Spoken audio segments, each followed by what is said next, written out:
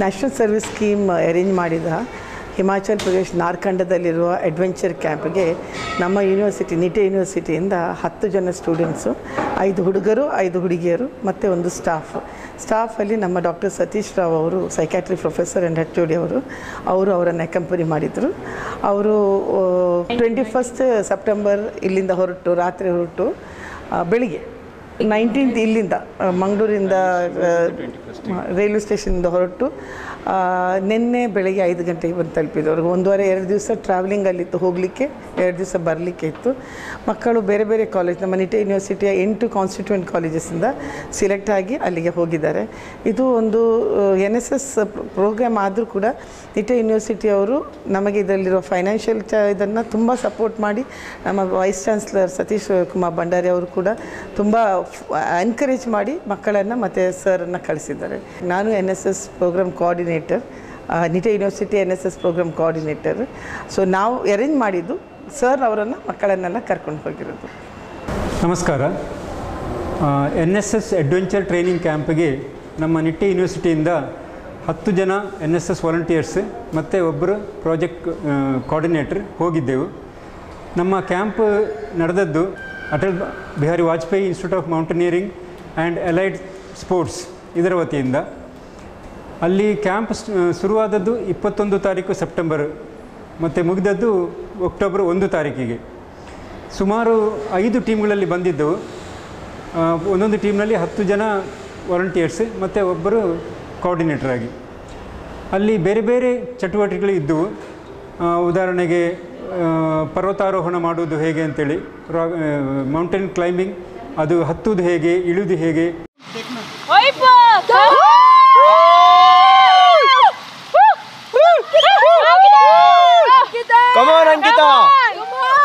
Gloves ಇಲ್ಲಿಯಾ? Gloves sir, gloves.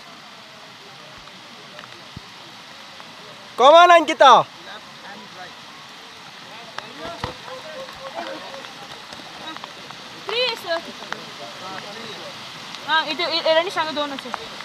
ಮತ್ತು ಅದೇ ರೀತಿ ದೊಡ್ಡ ದೊಡ್ಡ ಬಂಡೆಗಳಿಂದ ಜಿಗಿಯುತ್ತಾ ಇಳಿಯುವುದು, ಅದಕ್ಕೆ ನಾವು ರ್ಯಾಪ್ಲಿಂಗ್ ಅಂತ ಹೇಳ್ತೇವೆ.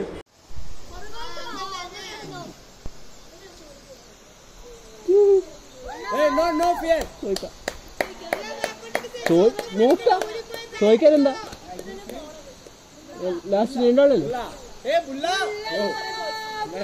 രണ്ടാളെ നമുക്ക് പോ.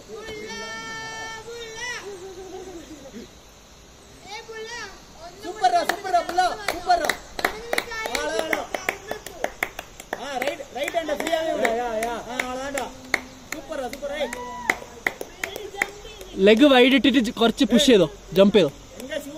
ലെഗ് വൈഡ് വൈഡ് വൈഡ് ആ ജമ്പ്. ആ super super. Again. Super. Super, super.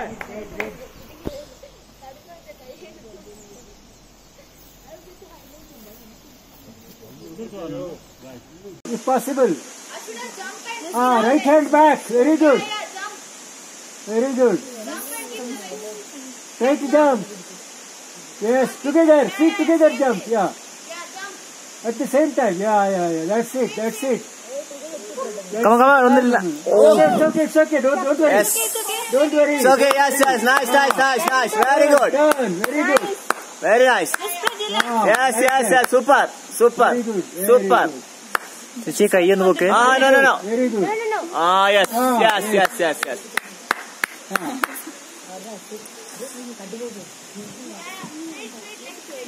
Leg straight. Yes. Nice. Super. ಇದ್ದದ್ದೆಲ್ಲ ಟ್ರೈನಿಂಗ್ ಇತ್ತು. ಇದು ಅಲ್ಲದೆ ಮತ್ತು ಪ್ರತಿ ದಿವಸ ನಮಗೆ ಟ್ರೆಕ್ಕಿಂಗ್ ಪ್ರೋಗ್ರಾಮ್ ಇತ್ತು, ಅಂದರೆ ಚಾರಣ ಹೈ ಆಲ್ಟಿಟ್ಯೂಡ್ನಲ್ಲಿ. ಪ್ರತಿ ದಿವಸ ನಾವು ಬೆಳಿಗ್ಗೆ ಹೊರಡ್ತಿದ್ದೆವು. ಸಾಧಾರಣ ಒಂದು 2000 ಅಡಿ ಅಥವಾ 3000 ಅಡಿ, ಕೆಲವು ದಿವಸ ಅದಕ್ಕಿಂತಲೂ ಜಾಸ್ತಿ ಚಾರಣ ಮಾಡಿ ಹೋಗ್ತಾ ಇದ್ದೆವು. ಬೆಳಿಗ್ಗೆ ಹೋದರೆ ಸಾಧಾರಣ ಬರುವಾಗ ಒಂದು 3 ಗಂಟೆ 4 ಗಂಟೆಲ್ಲ ಆಗ್ತಾಯಿತ್ತು.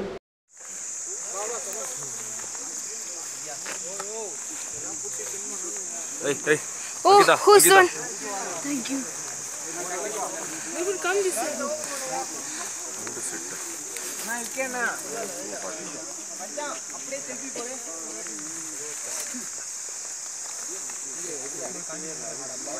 Prepare.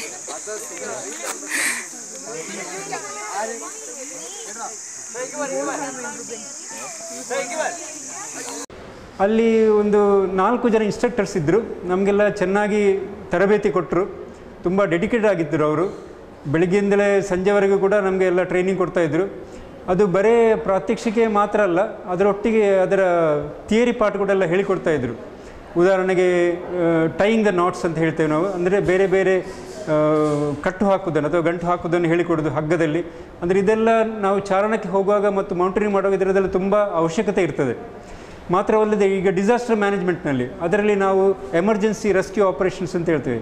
ಸಡನ್ನಾಗಿ ಒಬ್ಬರು ಕಾಯಿಲೆ ಬಿದ್ದರೆ ಅಥವಾ ಅಪಘಾತ ಆದರೆ ಅವ್ರನ್ನ ಹೇಗೆ ಮೇಲಿಂದ ಕರ್ಕೊಂಡು ಬರೋದು ಅಥವಾ ಆಸ್ಪತ್ರೆಗೆ ಸಾಗಿಸುವುದು, ಇದಕ್ಕೆಲ್ಲ ವಿಶೇಷ ತರಬೇತಿ ಬೇಕಾಗ್ತದೆ.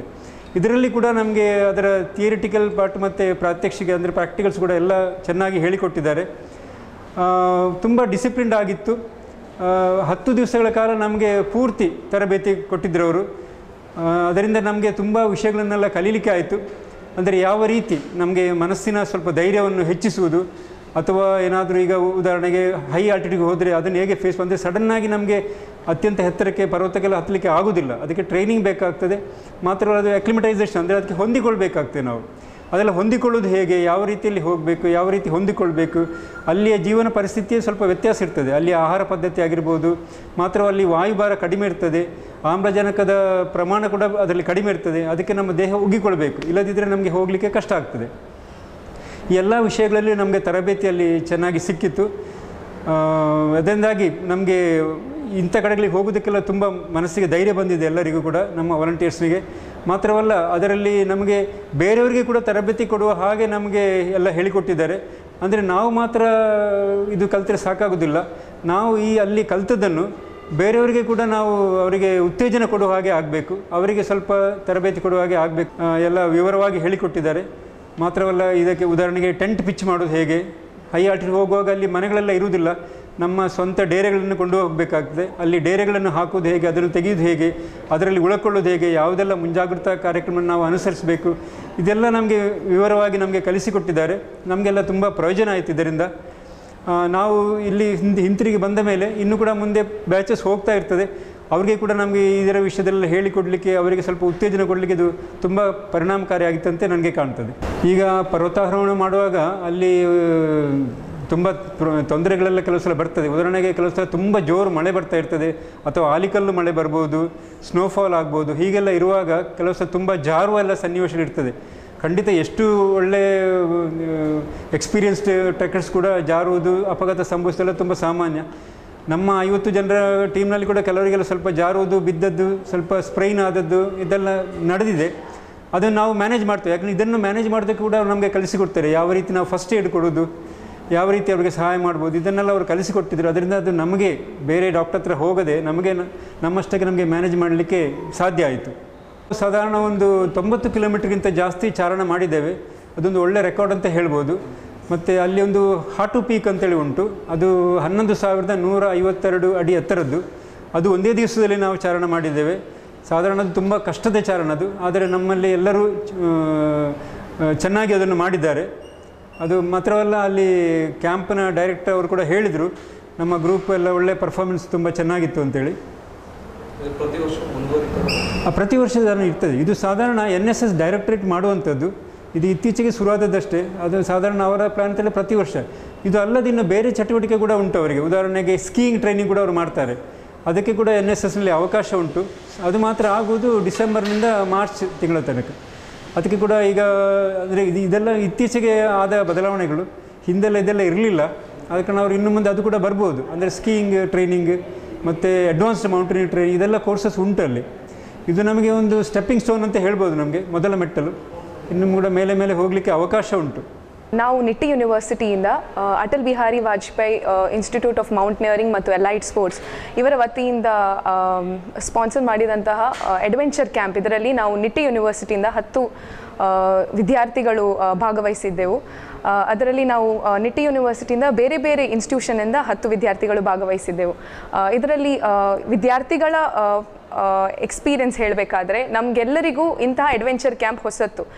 ನಾವೆಲ್ಲರೂ ಇದನ್ನು ಮೊದಲೇ ಬಾರಿ ಎಕ್ಸ್ಪೀರಿಯನ್ಸ್ ಮಾಡ್ತಿರೋದು.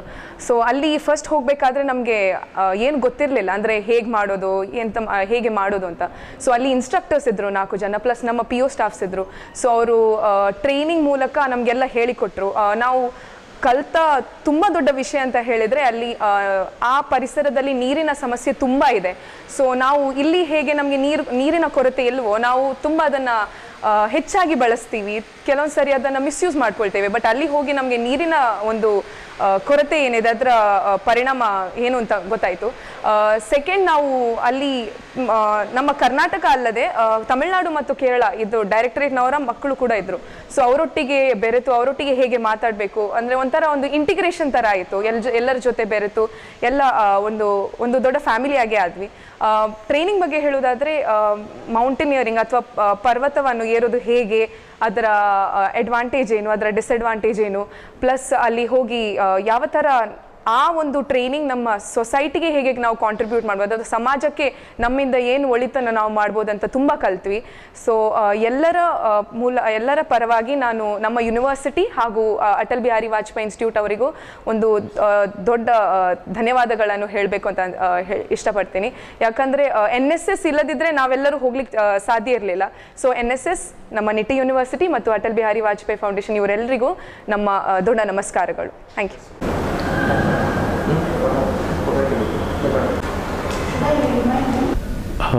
ರಾಷ್ಟ್ರೀಯ ಸ್ವಯಂ ಸೇವಾ ಯೋಜನೆಯ 10 ಕ್ಯಾಡೆಟ್ಗಳು, ನಮ್ಮ ನಿಟ್ಟೆ ಯೂನಿವರ್ಸಿಟಿ 10 ಕ್ಯಾಡೆಟ್ಗಳು ಅಡ್ವೆಂಚರ್ ಕ್ಯಾಂಪ್ ಹಿಮಾಚಲ ಪ್ರದೇಶದಲ್ಲಿ ಇತ್ತೀಚೆಗೆ ನಡೆದಂಥ ಅಡ್ವೆಂಚರ್ ಕ್ಯಾಂಪಲ್ಲಿ ಭಾಗವಹಿಸಿದ್ದಾರೆ ಅಂತ ಕೇಳಲಿಕ್ಕೆ ಭಾಳಷ್ಟು ಸಂತೋಷ ಆಯಿತು.